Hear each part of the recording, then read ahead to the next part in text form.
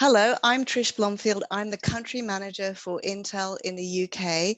I have this distinct honor of being your host today. Andrea Yowman is from SAP.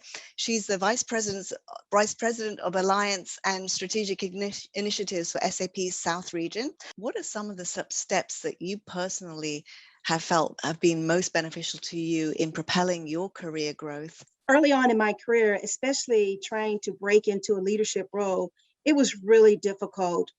As you stated, I worked in a male-dominated industry, and I really tried not to focus on being a minority, although being Black and a woman just made it a bit of a challenge. So it's not that I could blend in and not be seen. So I really took advantage of being seen and just really leaned in. So I strived really to be the best at everything I did and excel, doing my job better than anyone else. And I really thought about every year, what am I going to do different? How am I going to set myself apart from everyone else? And that has been really key for me into my success. So I would always tell people, I don't expect you to work any harder than I work, but I work really hard. When I transitioned to my first leadership role, I remember calling my brother and saying, I really feel I got this role because of my performance and not because of the color of my skin. And that, I think that was probably the most proud time for me, just to be able to say that and really feel it. I had one instance where an executive asked me to go and get him a Coke. I was furious, but you have to pick your battles. And I just went out to his admin and said, your boss needs help. And so, things like that, or taking a seat at the table, you kind of have to read the room and know what roles are. But I never start off at sitting outside of the table or next to the wall.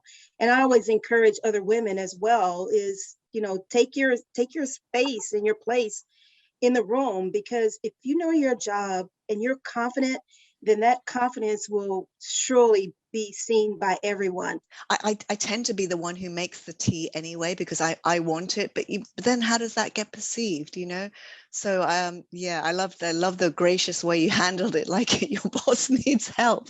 That's such that's a very gracious way to handle a situation that could have just completely thrown you off. I mentor people informally, like whether they want it or not. And so they'll say, oh, come and sit over here with me. And it's like, I'm not sitting against the wall. Why don't you come and sit with me? And so it's just kind of transitioning and taking your place. And I just really believe in mutual respect. And so I always say that to people. So I've had conversations with others, and if they're not respectful, I will say, I'm ending this call right now, and I hang up.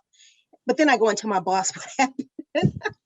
But you have to do that, otherwise people, and that's not necessarily just from a woman's perspective, but I think that sometimes it happens. And so you just have to, in my mind, in a respectful way, command respect. So I always tell people mutual respect is one of my key core values. Love that. Take your place, invite others to take a place with you. I love that. What's the best career advice you've received and that you could share to us now? Building your brand and your network. And when I talk about network, that has to be both internally and externally, because you never know whose path you're going to cross.